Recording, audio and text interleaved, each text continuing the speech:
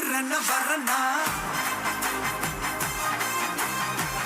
விஜய் உங்க விஜய் எளியவன் குரல்னா விஜய் உங்க விஜய் தனியாள் இல்ல கடல்னா விஜய் உங்க விஜய் எளியவன் குரல்னா விஜய் உங்க விஜய் தனியாள் இல்ல கடல்னா மக்கள் தானே மன்னர்களை உனக்கு காட்ட வரனா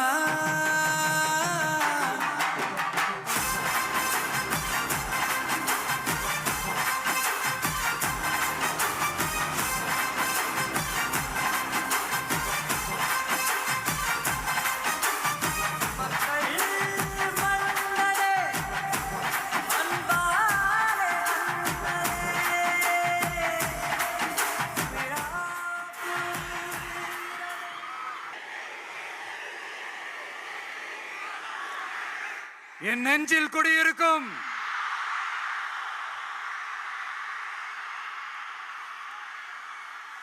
புதுச்சேரி மக்கள் உங்கள் அனைவருக்கும் என்னுடைய வணக்கம். வணக்கம் வணக்கம். எல்லாரும் எப்படி இருக்கீங்க?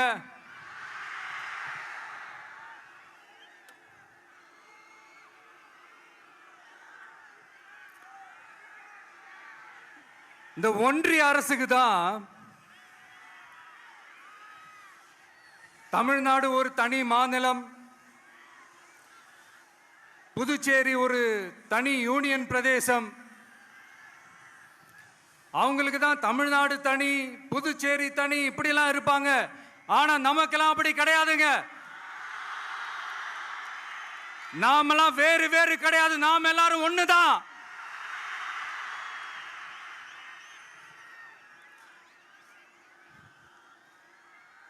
தமிழ்நாடும் புதுச்சேரியும் தனித்தனியாக இருந்தாலும் நாம் எல்லாரும் ஒண்ணுதான். நாம் எல்லாரும் சொந்தம் தான்.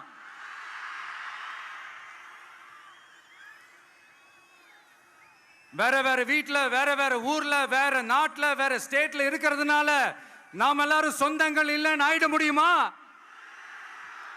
அது எப்படி முடியும்? இப்ப பாத்தீங்களா, ஒருத்தருக்கு ஒருத்தர் பார்த்துக்கும் போது அந்த பாச உணர்வு, அதுதாங்க, அது மட்டும்தான். அது இருந்துட்டாலே போதும், வேற எதுவுமே தேவையில்லை.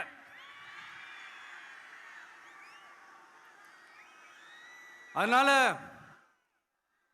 தமிழ்நாடு, புதுச்சேரி, கேரளா, கர்நாடகா, ஆந்திரா மட்டும் இல்ல, உலகத்துல எந்த மூலையில நம்ம வகைரா இருந்தாலும் அவங்க எல்லாருமே நம்மளோட உயிர் தான்.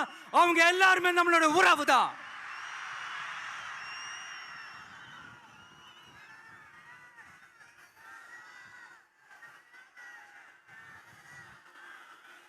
புதுச்சேரினாலே உடனே ஞாபகத்துக்கு வர்றது மணக்குள விநாயகர், அரவிந்தர் ஆசிரமம், வில்லியனூர் மாதான் சொல்லி இவங்க எல்லாரும் ஞாபகத்தில் வருவாங்க. அது மட்டும் இல்ல, மகாகவி பாரதியார் அவர்கள் இருந்த மண், பாவேந்தர் பாரதிதாசன் அவர்கள் பிறந்த மண். அது மாதிரி இன்னும் சிறப்புகளை அடுக்கிக்கிட்டே போலாம். ஆனா அரசியல்னு வந்துட்டா ஒரு முக்கியமான விஷயத்தை பத்தி நம்ம சொல்லி ஆகணும். 1977ல புரட்சி தலைவர் எம்ஜிஆர் அவர்கள் தமிழ்நாட்டில் ஆட்சி அமைச்சாங்க. ஆனா அதுக்கு முன்னாடியே 1974லயே இங்க புதுச்சேரியில அவங்களோட ஆட்சி அமைஞ்சது. அதனாலதான் அப்பவே சொன்னாங்க, நமக்காக வந்தவர் எம்ஜிஆர், அவரை தமிழ்நாட்டில் மிஸ் பண்ணிடாதீங்கன்னு நமக்கு அலர்ட் பண்ணதே புதுச்சேரி தான். அப்படிப்பட்ட புதுச்சேரியை நம்மளால மறக்க முடியுமா?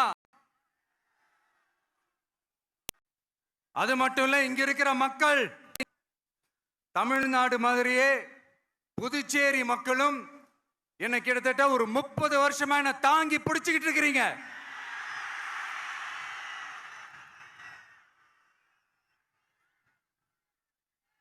அதனால இந்த விஜய் தமிழ்நாட்டுக்கு மட்டும் தான் குரல் கொடுப்பான்னு நினைக்காதீங்க. அப்படி பண்ணாத தவறு. புதுச்சேரி மக்களுக்கும் சேர்த்து தான் குரல் கொடுப்பான். அது என்னுடைய கடமையும் கூட. அதனாலதான் இங்க நீங்க ஃபேஸ் பண்ற பிரச்சனைகளை பத்தி இன்னைக்கு நான் பேசுறதுக்காக வந்திருக்கிறேன். அது மட்டும் இல்ல, இந்த புதுச்சேரி கவர்மெண்ட்டை பத்தி நாம சொல்லியே ஆகணும்.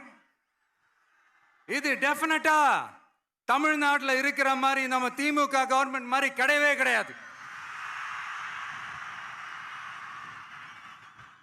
ஏன்னா வேற ஒரு அரசியல் கட்சி நடத்துற நிகழ்ச்சியாகவே இருந்தாலும் அந்த நிகழ்ச்சிக்கு தன்னெழுச்சியா வர நம்ம மக்களுக்கு பாதுகாப்பு கொடுத்து பாரபட்சமே காட்டாம இந்த கவர்மெண்ட் நடந்துகிட்டு இருக்கிறாங்க. அப்படிப்பட்ட இந்த புதுச்சேரி கவர்மெண்ட்டுக்கும் நம்ம புதுச்சேரி சிஎம் சார் அவர்களுக்கும் இந்த நேரத்தில் என்னுடைய மனப்பூர்வமான நன்றிகளை தெரிவிச்சுக்கிறேன். இத பார்த்தாவது தமிழ்நாட்டில் இருக்கிற அந்த திமுக கவர்மெண்ட் கத்துக்கிட்டா நல்லா இருக்கும்.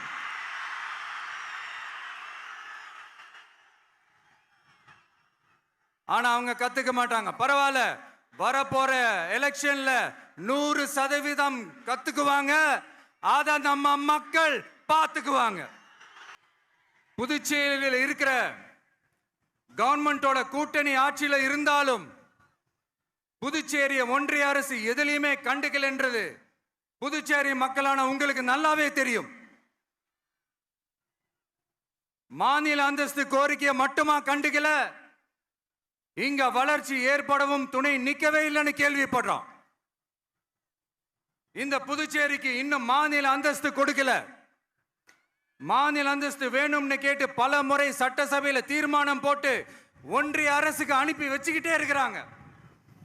இந்த வருஷம் கூட மார்ச் மாசம் 27ஆம் தேதி 2025 அன்னைக்கு ஒரு தீர்மானம் போட்டாங்க. அது மாநில அந்தஸ்து வேணும்னு கேட்டு ஒன்றிய அரசுக்கு அனுப்புற 16வது தீர்மானம்.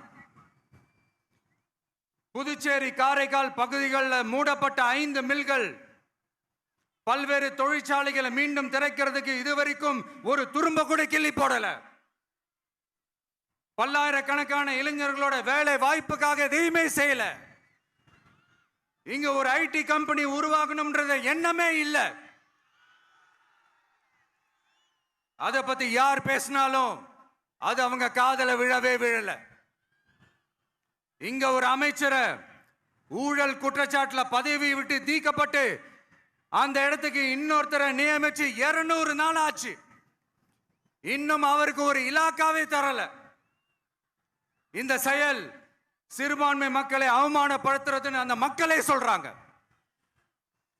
புதுச்சேரியோட முக்கிய அங்கமாக இருக்கிற காரைக்கால், மாகே, ஏனாம் பகுதிகளில் எல்லாம் முன்னேற்றமே இல்லைன்னு அந்த பகுதி மக்கள் சொல்லிக்கிட்டே இருக்கிறாங்க.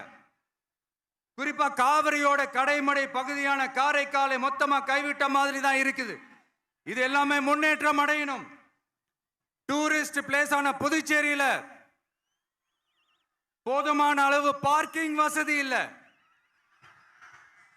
போதுமான அளவு கழிப்பறை வசதி இல்லை. இதெல்லாமே மேம்படுத்தணும். புதுச்சேரி கடலூர் மார்க்கமான ரயில் திட்டம் வேணும்ங்கிறது நீண்ட கால கோரிக்கை.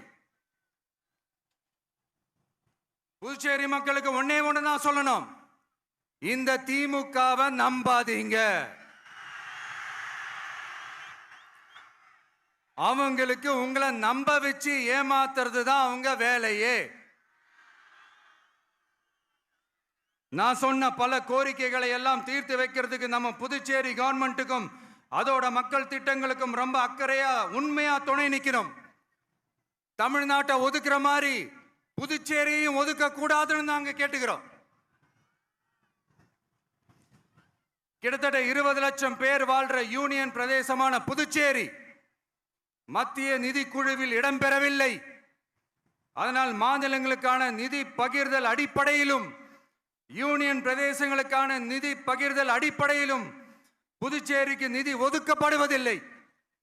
அதனால ஒவ்வொரு ஆண்டும் புதுச்சேரிக்கு தோராயமாகவே மத்திய அரசு நிதியை விடுவிக்கிறது. அந்த நிதியும் அரசு ஊழியர்களின் சம்பளம், ஓய்வூதிய தொகை உள்ளிட்ட திட்ட செலவுகளுக்கே சென்று விடுவதால் மீத தேவைக்கு வெளிச்சந்தையிலும் கடன் பத்திரங்களை கடன் வாங்குகிறது புதுச்சேரி. இந்த நிலைமை மாறணும்னா ஒரே வழி, மாநில அந்தஸ்து நம்ம புதுச்சேரி மக்களோட பல்லாண்டு கால கோரிக்கை. புதுச்சேரிக்கு போதுமான நிதி வரத்து இல்லாததுனால வெளியே கடன் வாங்க வேண்டியதா இருக்கு. புதுச்சேரியோட கடனை குறைச்சு தற்சார்பு பொருளாதாரத்தை வளர்த்தெடுக்க திட்டங்கள் வகுக்கப்பட வேண்டும்.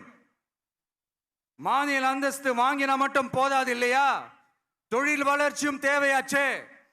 புதுச்சேரி தென்னிந்தியாவின் முன்னணி இண்டஸ்ட்ரியல் ஹப்பாக மாற்ற எல்லா முயற்சிகளும் எடுக்க வேண்டும். இந்திய அளவில் ரேஷன் கடைகளே இல்லாத மாநிலம் புதுச்சேரி தான். ஏழை எளிய மக்களுக்கு வாழ்வாதாரமே ரேஷன் கடைகள் தான். மற்ற மாநிலங்கள்ல இருக்கிற மாதிரி இங்கேயும் அரிசி, சர்க்கரை, பருப்பு, கோதுமை, எண்ணெய்னு அனைத்து பொருட்களும் வழங்கும் முறை சீராக்கப்பட வேண்டும். கடைசியா, மீன் பிடிக்க செல்லும் காரைக்கால் மீனவர்களை அடிக்கடி கைது செய்யும் இலங்கை கடற்படை அவர்களின் படகுகளையும் பறிமுதல் செய்து விடுகிறது. அதனால் நீண்ட போராட்டங்களுக்கு பிறகு அவர்கள் விடுவிக்கப்பட்டாலும் படகுகள் கிடைக்காததால் படு மோசமான நிலைக்கு தள்ளப்படுகின்றனர். இந்த நிலை மாற வேண்டும். நான் மறுபடியும் சொல்றேன், இந்த விஜய் புதுச்சேரி மக்களுக்காகவும் எப்பவும் துணை நிற்பான்.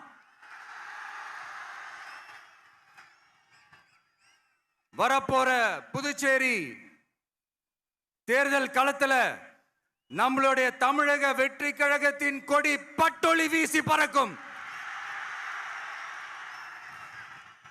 கான்பிடென்டா இருங்க, நல்லதே நடக்கும், வெற்றி நிச்சயம். மீண்டும் சந்திக்கும் வரை நன்றி, வணக்கம். செய்திகளை உடனுக்குடனும் துல்லியமாகவும் தெரிந்து கொள்ள சப்ஸ்கிரைப் பண்ணுங்க.